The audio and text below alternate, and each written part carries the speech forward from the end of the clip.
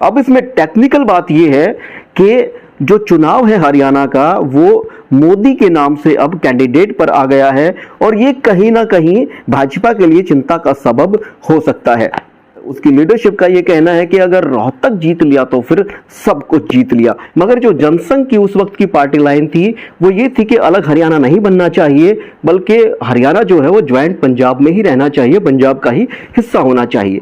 BJP के candidate का vote percentage है वो रोहतक में 45% उनको वोट आ सकता है और जो कांग्रेस का वोट है वो उनको 50% वोट कांग्रेस को जा सकता है। केवल 5% वोट का डिफरेंस भाजपा और कांग्रेस में है।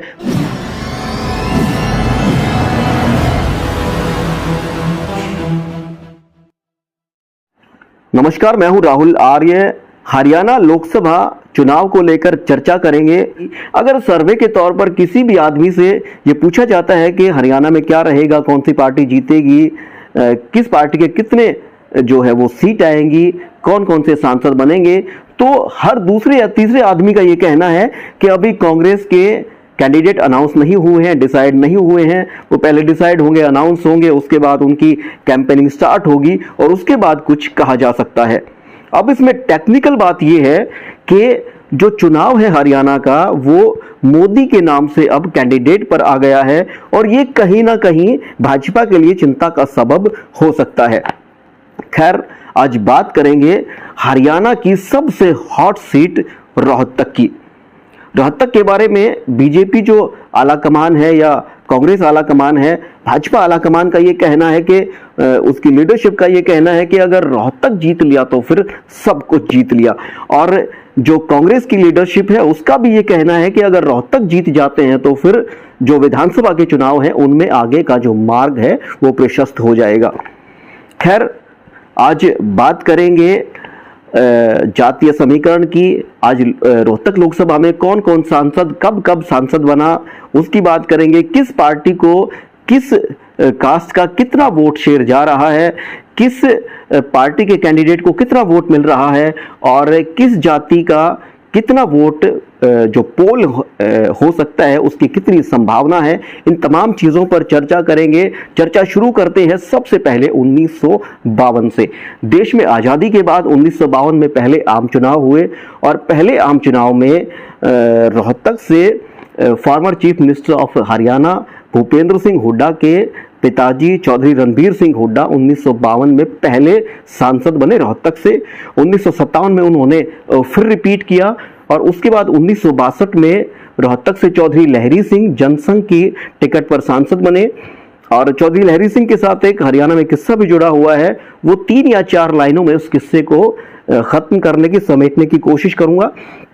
चौधरी लहरी सिंह जनसंघ के टिकट पर चुनाव जीते थे। जो आजकल की भारतीय जनता पार्टी है उस वक्त की भारतीय जनसंघ कहलाती थी और जो आज उनका कमल का निशान है वो उस वक्त दीपक का दिए का निशान होता था।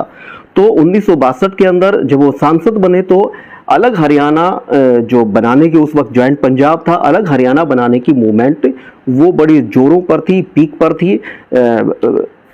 चौधरी देवीलाल, प्रोफेसर शेर सिंह, स्वामी ओमानंद, जगदेव सिंह सिद्धांती और आर्य समाज के लोग और चौधरी देवीलाल सरीखे तमाम लोग उस वक्त पंजाब से अलग हरियाणा प्रांत की मांग कर रहे थे और चौधरी लहरी सिंह खुद ये चाह रहे थे कि अलग हरियाणा प्रांत बने।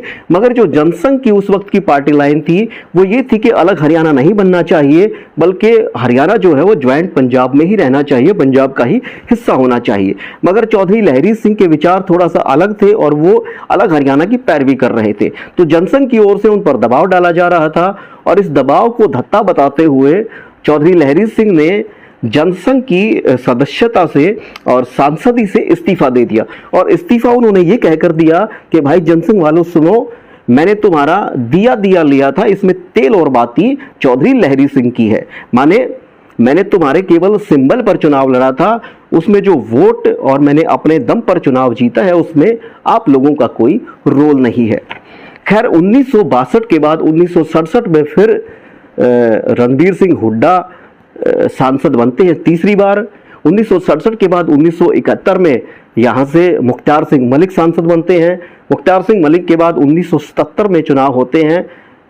1975 में देश में इमरजेंसी लगती है, 1977 में फिर चुनाव होते हैं और जनता पार्टी की टिकट पर कद्दावर नेता प्रोफेसर शेर सिंह बड़े कद्दावर नेता थे उस वक्त, और वो यहाँ से सांसद बनते हैं। कट्टर आर्य समाजी थे और ज्वाइंट पंजाब में डिप्टी सीएम भी रहे थे, और उन्होंने हिंदी आंदोलन के चलते अपना इस्तीफा भी जब वो ज्वाइंट पंजाब के डिप्टी सीएम थे तब इस्तीफा भी दिया था। और उनके भतीजे आजकल विक्रम कादियान झज्जर से भाजपा के जिला अध्यक्ष भी है।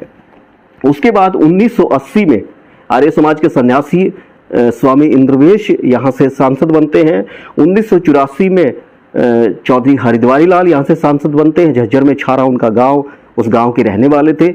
1987 में फिर चौधरी हरिद्वारी लाल यहाँ से सांसद बनते हैं और 1989 में चौधरी देवीलाल की एंट्री होती है रोहतक लोकसभा में, और 1989 में चौधरी देवीलाल यहाँ से सांसद बनते हैं। 1991 में बड़ा उलटफेर होता है। चौधरी भूपेंद्र सिंह हुड्डा चौधरी देवीलाल को हराकर सांसद बनते हैं। उसके बाद 1996 और 98 में भी चौधरी देवीलाल को हराकर भूपेंद्र सिंह हुड्डा लगातार तीसरी बार सांसद बनते हैं। 1999 में यहाँ से इनेलो के प्रत्याशी कैप्टन इंद्र सिंह भूपेंद्र सिंह हुड्डा को चुनाव हरा देते हैं और वो सांसद बनते हैं। 2004 में फिर भूपेंद्र हुड्डा सांसद बन जाते हैं और 2005 के आते आते Bhupendra Singh Hooda become chief minister of Haryana, और उस वक्त बाय इलेक्शन होता है और भूपेंद्र सिंह हुड्डा के बेटे दीपेंद्र सिंह हुड्डा 2005 में बाय इलेक्शन में रोहतक से सांसद बनते हैं। 2005 के बाद 2009 में दीपेंद्र सिंह हुड्डा सांसद बनते हैं। 2014 में भी दीपेंद्र हुड्डा तीसरी बार रिपीट करते हैं, और उसके बाद 2019 में यहाँ से भाजपा के टिकट पर अरविंद शर्मा सांसद बनते हैं। अब इसमें रिकॉर्ड की बात यह है कि 1952 से लेकर और 2019 तक केवल एक गैर जाट यहाँ से सांसद बनता है, केवल ब्राह्मण समुदाय से डॉक्टर अरविंद शर्मा। उससे पहले 1952 से लेकर 2019 तक तमाम जितने भी सांसद बनते हैं, चाहे वो सन्यासी हो चाहे वो कोई और हो, वो तमाम जाट समुदाय से थे। तो चलिए अब आगे बढ़ते हैं, रोहतक लोकसभा के जातीय समीकरणों की चर्चा करते हैं। रोहतक लोकसभा के अंदर अब की बार 18,63,973 कुल वोट है, 1884 बूथ हैं, और पिछली बार की बात करें तो अरविंद शर्मा यहाँ से बीजेपी के सांसद रहे। जो उनको वोट आया वो 47.13% वोट आया। जो कांग्रेस के कैंडिडेट थे दीपेंद्र हुड्डा, उनको 46.15% वोट आया। 3.15% वोट वो यहाँ से बीएसपी के कैंडिडेट का रहा, और जेजेपी के कैंडिडेट का जो वोट परसेंटेज था वो 1.74% यहाँ से वोट रहा। पिछली बार जो है वो 70.5% वोट यहाँ पर पोल हुआ। और अगर जातीय समीकरण की बात करें तो सबसे ज्यादा जो वोट है वो जाट समुदाय के यहाँ है, जो 35 से 36% वोट यहाँ पर जाट समुदाय का है, जो 6.5 से 7 लाख के बीच में वो वोट रोहतक लोकसभा में जाट समुदाय का है। उसके बाद यादव समुदाय है जो 10% वोट उनका है, 10-10.5%, जो 1,75,000 से 2 लाख तक उनका वोट यहाँ पर है। उसके बाद जो चमार समुदाय है 9 से 9.5% उनका वोट है, जो 1.5 लाख से 1,70,000 के बीच का उनका वोट यहाँ पर है। उसके बाद जो धारक समुदाय है 5.5%, 5 से 5.5% उनका वोट है, जो 90,000 से 94,000 के बीच में है। उसके बाद बाल्मीकि समुदाय जो 4 से 4.5% वोट उनका है, जो 70,000 से 75,000 के बीच में है। उसके बाद जो ब्राह्मण समुदाय है वो 8 से 8.5% यहाँ पर उनका वोट है, जो 1,30,000 से 1,50,000 माने 1.5 लाख के बीच में यहाँ पर हो सकता है। उसके बाद पंजाबी समुदाय है जो 6.5 से 7% उनका वोट रोहतक लोकसभा में है, जो 1.25 लाख से 1,30,000 के आसपास उनका वोट है। उसके बाद जो जांगड़ा समुदाय है उनका वोट है 2 से 3% उनका वोट यहाँ पर है, जो 50 से 55,000 है। उसके बाद जो प्रजापत समुदाय है, कुम्हार समुदाय है, उनका जो वोट है वो यहाँ पर 2 से 3% है। सैनी समुदाय 2 से 2.5% है। मुस्लिम जो समुदाय है वो 2% है। लोहार समुदाय जो है वो 1 से 1.5% है। जो सेन समुदाय नाई समुदाय है वो 1 से 1.5% है। जो सांसी समुदाय है वो 2 से 2.5% है, और जो अग्रवाल समाज के जो वोट हैं समुदाय है वो यहाँ पर 2% है। उसके बाद राजपूत समुदाय 1.5 से 2% उनका वोट यहाँ पर है। जट सिख समुदाय और जो खटीक है उनका भी बहुत कम वोट शेयर यहाँ पर है। ये जातीय समीकरण है रोहतक लोकसभा के किस जाति का कितना वोट है। जो टोटल वोट मैंने बताया वो 18,63,973 वोट है। अब सवाल है, जो सर्वे है, जो लेटेस्ट सर्वे है उसके अंदर किस जाति का किस पार्टी को कितना वोट जा रहा है उसकी चर्चा करेंगे।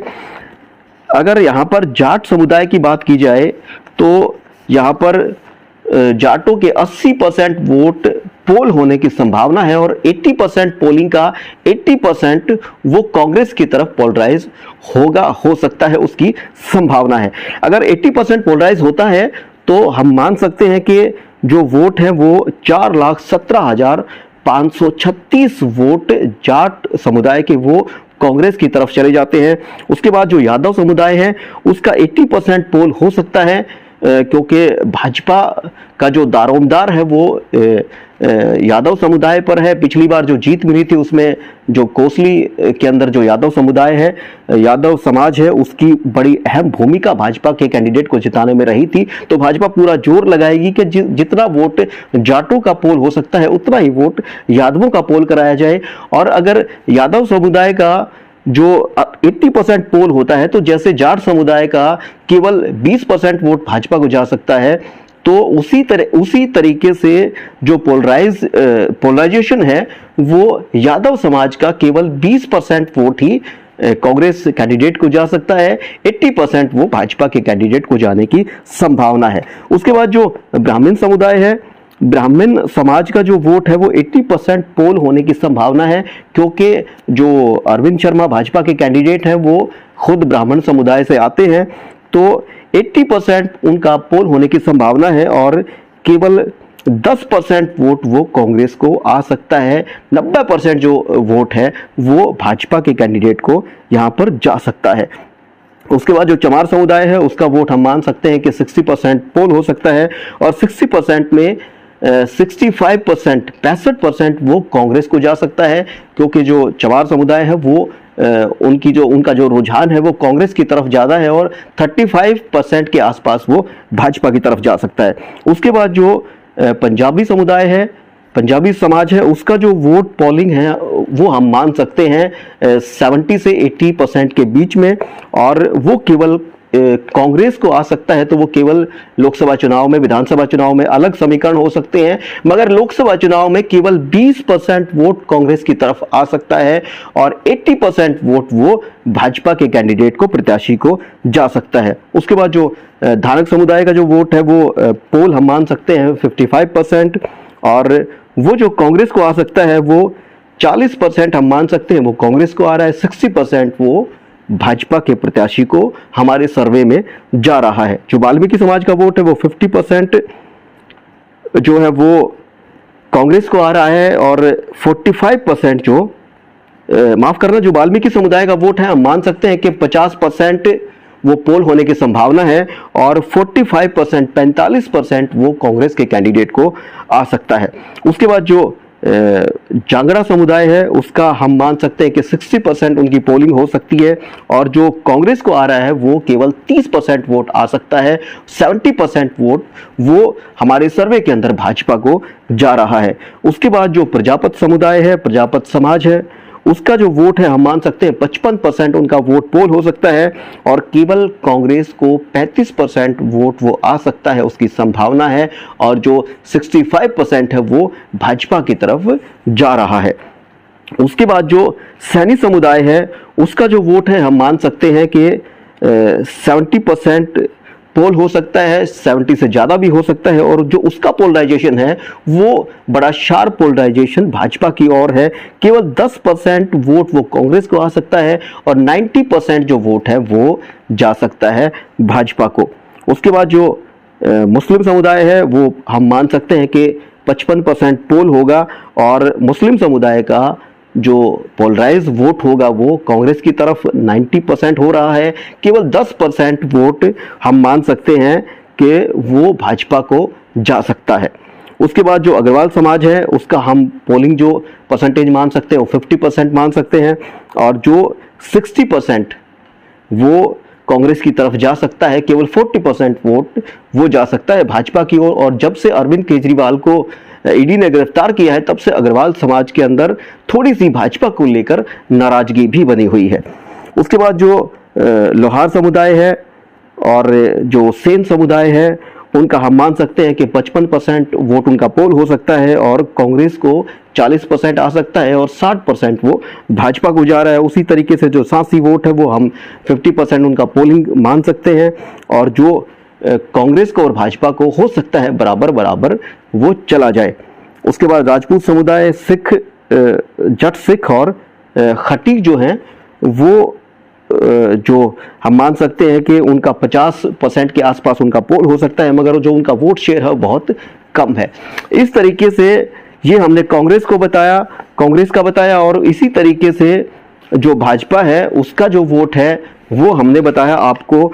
अब मैं बता दूं कि जितना जितना परसेंटेज जा रहा है उसका जो टोटल निचोड़ है, टोटल जो उसका जोड़ है, मैं आपको बता देता हूं कि कांग्रेस का जो टोटल वोट बनता है वो बनता है 6,51,468, और जो बीजेपी का वोट बनता है वो 5,95,089 वोट बनता है। जो डिफरेंस है वो आप मान सकते हैं कि 56,379, 57,000 हम इसका जो डिफरेंस है वो मान सकते हैं। और जो टेंटेटिव पोलिंग हमने मानी वो 70% हमने मानी है, और जो बीजेपी के कैंडिडेट का वोट परसेंटेज है वो रोहतक में 45% उनको वोट आ सकता है, और जो कांग्रेस का वोट है वो उनको 50% वोट कांग्रेस को जा सकता है। केवल 5% वोट का डिफरेंस भाजपा और कांग्रेस में है। तो आज के इस लेटेस्ट सर्वे में हम कह सकते हैं कि कांग्रेस का जो प्रत्याशी है, चाहे वो दीपेंद्र हुड्डा हो या भूपेंद्र सिंह हुड्डा हो, वो यहां पर जो भाजपा के कैंडिडेट अरविंद शर्मा है उनसे लगभग 60,000 वोटों से वो आज के हमारे सर्वे में आगे चल रहे हैं। तो हम मान सकते हैं कि जो रोहतक लोकसभा से अब की बार जो हमारा सर्वे है, जो अभी तक का सर्वे है, लेटेस्ट सर्वे है, उसके अंदर जो भाजपा का कैंडिडेट है वो अभी 60,000 वोटों से, लगभग 60,000 वोटों से पीछे है, और जो कांग्रेस का कैंडिडेट है वो, कांग्रेस की जो वोट शेयर है वो 60,000 से अब यहां पर हमारे सर्वे में बढ़त बनाए हुए है। अगले जब कांग्रेस के कैंडिडेट का प्रचार शुरू होगा उसके बाद फिर सर्वे होंगे, उस सर्वे के अंदर फिर क्या निकल के आता है फिर आपके सामने वो सारा सर्वे साझा करेंगे। तब तक बने रहिए, जुड़े रहिए, और जो इलेक्शन के रिगार्डिंग जो भी अपडेट है उसके लिए हमसे जुड़े रहें। थैंक यू, नमस्कार।